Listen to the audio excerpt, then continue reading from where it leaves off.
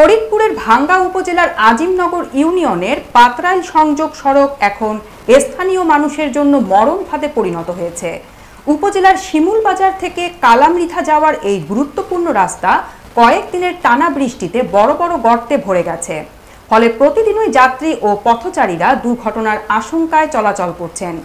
Staff reporter Mohammad Jamal Uddin জানান, স্থানীয়রা জানিয়েছেন রাস্তার পাশে দেয়াল নির্মাণের কারণে পাশের বাড়ির জমে থাকা বৃষ্টির পানি বের হওয়ার কোনো ব্যবস্থা নেই। ফলে সেই পানি ধীরে ধীরে রাস্তার নিচে চলে গিয়ে ভেতরটা ক্ষয় করে দিচ্ছে। এতে রাস্তার মাঝখানে বিশাল গর্তের সৃষ্টি হয়েছে, যা থেকে যে কোনো সময় বড় ধরনের দুর্ঘটনা ঘটতে পারে। স্থানীয় চেয়ারম্যান মোবাইল ফোনে জানান, সড়কটি এর আগেও বেশ কয়েকবার মেরামত করা হয়েছে, কিন্তু ভাঙন আর রোধ করা যায়নি। এলাকাবাসীর অভিযোগ, কর্তৃপক্ষের যথাযথ নজরদারি আর টেকসই সংস্কারের অভাবে এই সড়ক বারবার ভাঙছে।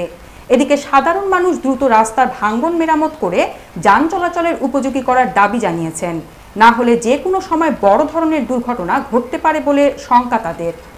আমার নাম মিরাজ, বাড়ি আমাদের কবিরাজপুর। তো আমরা এই রোডে গাড়ি চালাই।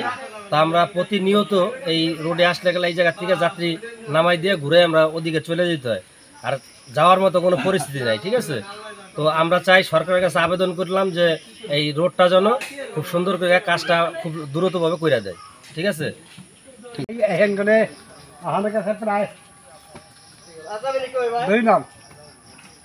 আপনার বাড়ি কোথায়? আমার বাড়ি কতদিন ধরে এই অবস্থা? এই অবস্থা প্রায় মাস 2